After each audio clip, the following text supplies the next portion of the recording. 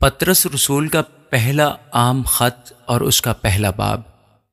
پطرس کی طرف سے جو یسوع مسیح کا رسول ہے، ان مسافروں کے نام جو پینتوس، گلتیا، کپدوکیا، آسیا اور بتھونیا میں جا بجا رہتے ہیں، اور خدا باپ کے علم سابق کے موافق روح کے پاک کرنے سے فرما بردار ہونے اور یسوع مسیح کا خون چھڑکے جانے کے لیے برگزیدہ ہوئے ہیں، فضل اور اطمینان تمہیں زیادہ حاصل ہوتا رہے۔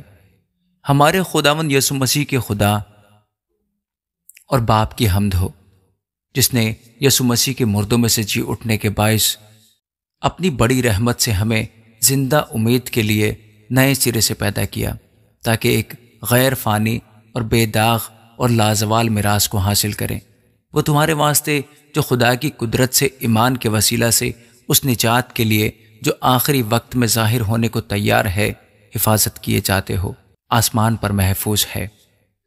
اس کے سبب سے تم خوشی مناتے ہو، اگرچہ اب چند روز کے لیے ضرورت کی وجہ سے طرح طرح کی آزمائشوں کے سبب سے غم زدہ ہو، اور یہ اس لیے ہے کہ تمہارا آزمایا ہوا ایمان جو آگ سے آزمائے ہوئے فانی سونے سے بھی بہت ہی بیش قیمت ہے، یسوع مسیح کے ظہور کے وقت تعریف اور جلال اور عزت کا باعث ہے۔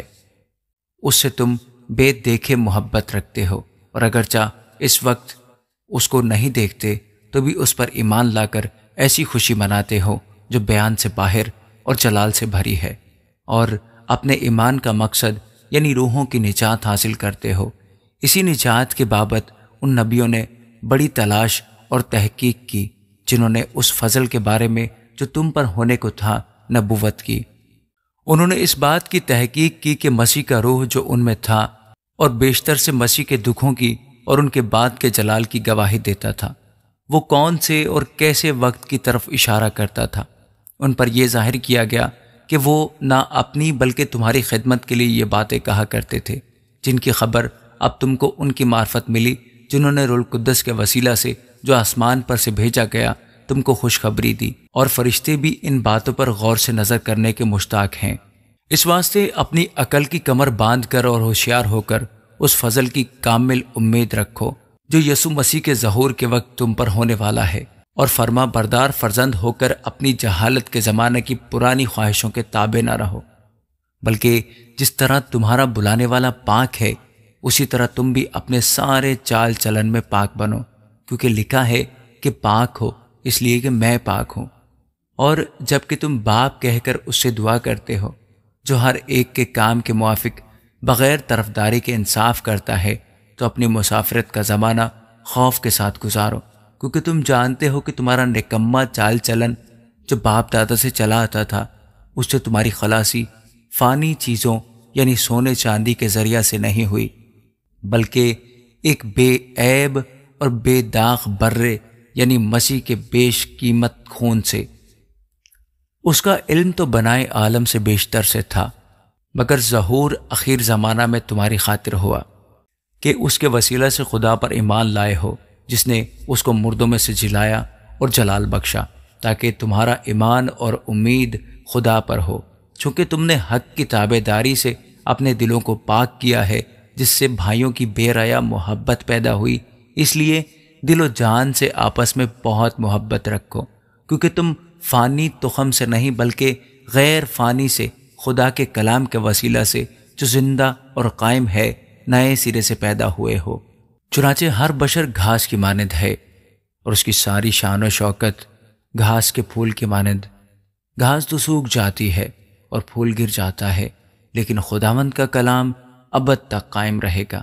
یہ وہی خوشخبری کا کلام ہے جو تمہیں سنایا گیا تھا۔ آمین۔ پطرس رسول کا پہلا خط اور اس کا دوسرا باب۔ پس ہر طرح کی بدخواہی اور سارے فریب اور ریاکاری اور حسد اور ہر طرح کی بدگوئی کو دور کر کے نوزائیدہ بچے کی مانند خالص روحانی دودھ کے مشتاق رہو، تاکہ اس کے ذریعے سے نجات حاصل کرنے کے لیے بڑھتے جاؤ۔ اگر تم نے خدا کے مہربان ہونے کا مزہ چکھا ہے، اس کے یعنی آدمیوں کے رد کیے ہوئے پر خدا کے چنے ہوئے اور قیمتی زندہ پتھر کے پاس آ کر تم بھی زندہ پتھروں کی طرح روحانی گھر بنتے جاتے ہو، تاکہ کاہنوں کا مقدس فرقہ بن کر ایسی روحانی قربانیاں چڑھاؤ جو یسوع مسیح کے وسیلہ سے خدا کے نزدیک مقبول ہوتی ہیں۔ چنانچہ کتاب مقدس میں آیا ہے کہ دیکھو، میں صیون میں کونے کے سرے کا چنا ہوا اور قیمتی پتھر رکھتا ہوں، جو اس پر ایمان لائے گا ہرگز شرمندہ نہ ہوگا۔ پس تم ایمان لانے والوں کے لیے تو وہ قیمتی ہے، مگر ایمان نہ لانے والوں کے لیے جس پتھر کو معماروں نے رد کیا وہی کونے کے سرے کا پتھر ہو گیا، اور ٹھیس لگنے کا پتھر اور ٹھوکر کھانے کی چٹان ہوا، کیونکہ وہ نافرمان ہو کر کلام سے ٹھوکر کھاتے ہیں اور اسی لیے مقرر بھی ہوئے تھے۔ لیکن تم ایک برگزیدہ نسل، شاہی کاہنوں کا فرقہ، مقدس قوم اور ایسی امت ہو جو خدا کی خاص ملکیت ہے، تاکہ اس کی خوبیاں ظاہر کرو جس نے تمہیں تاریکی سے اپنی عجیب روشنی میں بلایا ہے۔